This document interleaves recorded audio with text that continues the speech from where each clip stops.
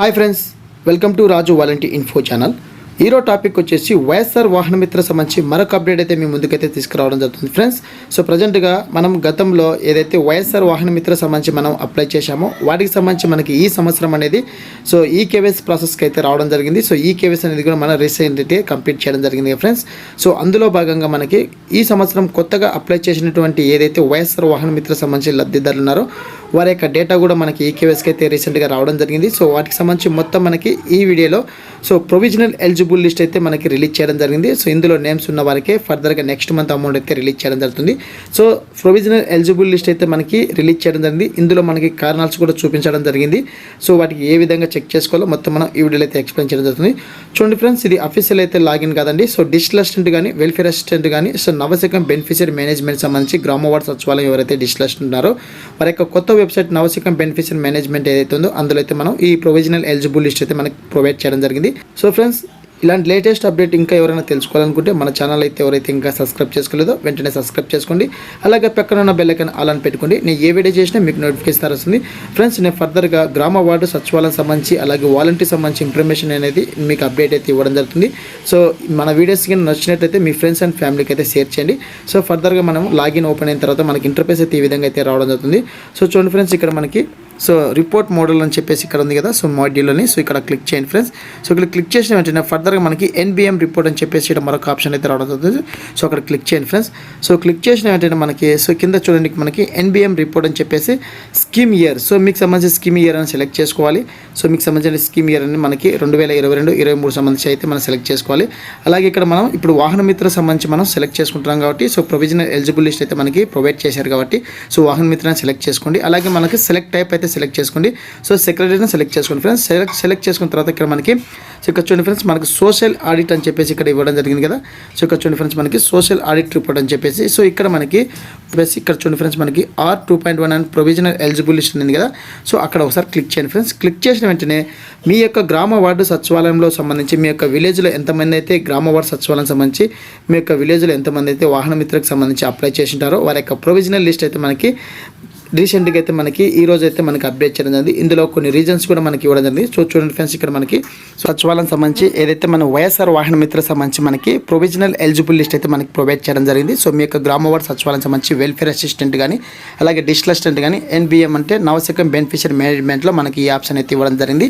So గతంలో ఎవరైతే మీరు అప్లై చేసి ఉంటారో వారికి ఈ కేవైసీ అయితే పూర్తి చేయడం జరిగింది. ఆ లిస్ట్ అనేది మనకి ప్రొవైడ్ చేయడం జరిగింది. అలాగే కొత్తగా అప్లై చేసినటువంటి వారికి కూడా నేమ్స్ అయితే మనకి ఈ కేవైసీ కంప్లీట్ అయిన వెంటనే ప్రొవిజనల్ లిస్ట్ అయితే మనకి ఈ సంవత్సరం సంబంధించి 2022 సంబంధించి వైఎస్ఆర్ వాహన మిత్ర అర్హత లిస్ట్ అయితే మనకి రిలీజ్ చేయడం జరిగింది. ఇందులో ఏమన్నా మనకి సో కొన్ని ప్రాబ్లమ్స్ ఉన్నా కూడా ఇక్కడ మనం మరొకసారి అయితే వెరిఫై చేసి ఫైనల్గా మనకి ఫైనల్ లిస్ట్ అనేది రిలీజ్ చేయడం జరుగుతుంది.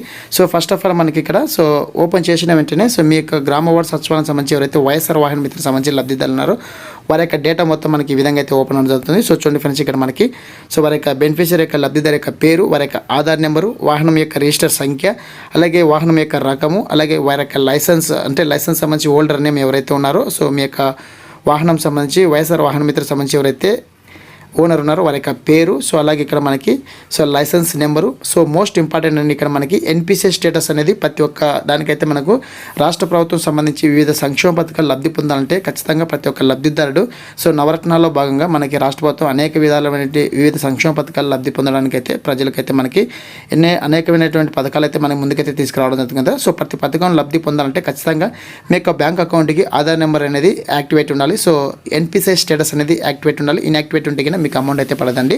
సో మీరు ఎవరైతే ఇన్యాక్టివేట్ ఉందో వారైతే గ్రామ వార్డ్ సచివాలయం సంబంధించి సో ఒకసారి మీ యొక్క డేటాను తెలుసుకొని అక్కడ ఇన్యాక్టివేట్ ఉంటే కన్నా మీకు సంబంధించినటువంటి బ్యాంక్ ఏదైతే ఉందో ఆ బ్యాంక్ సంబంధించి మీ యొక్క ఆధార్ నెంబర్ అనేది లింక్ చేసుకోండి. ఇప్పుడు కూడా కొన్ని నేమ్స్ అయితే మనకి ఇన్యాక్టివ్ అయితే రావడం జరిగింది. సో చూడండి ఫ్రెండ్స్, మనకి వాహన మిత్ర సంబంధించి మనకు ప్రొవిజనల్ ఎలిజిబుల్ లిస్ట్ 2022 అయితే ఈ విధంగా అయితే మనకి ప్రొవైడ్ చేయడం జరిగింది.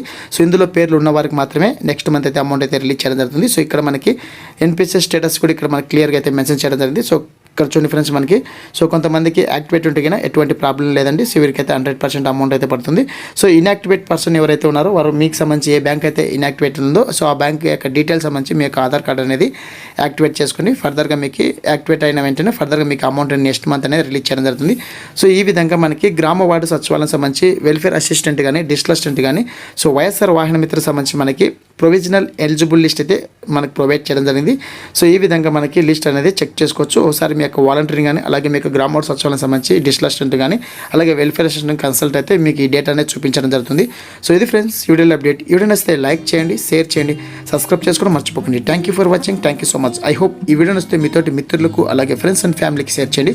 సో ఇలాంటి లేటెస్ట్ అప్డేట్ తెలుసుకోవాలంటే ఇంకా ఎవరైనా మన ఛానల్ అయితే సబ్స్క్రైబ్ చేసుకోలేదో వెంటనే సబ్స్క్రైబ్ చేసుకోండి చేయండి. ఫ్రెండ్స్ నేను గ్రామ వార్డు సచివాలయం సంబంధించి అలాగే వాలంటరీ ఇన్ఫర్మేషన్ అనేది మీకు పూర్తిగా అయితే అందరికంటే ఫాస్ట్గా అయితే అప్డేట్ ఇవ్వడం జరుగుతుంది. సో ఇంకా కొత్తగా ఎవరైతే మన ఛానల్ చూస్తున్నారో వెంటనే సబ్స్క్రైబ్ చేసుకోండి. సో మీకు ఏ డౌట్స్ ఉన్నా కూడా కామెంట్ చేయండి. అలాగే కింద వాట్సాప్ గ్రూప్ అలాగే టెలిగ్రామ్ ఉంది, జాయిన్ అవ్వండి friends. So thank you so much. జై హింద్.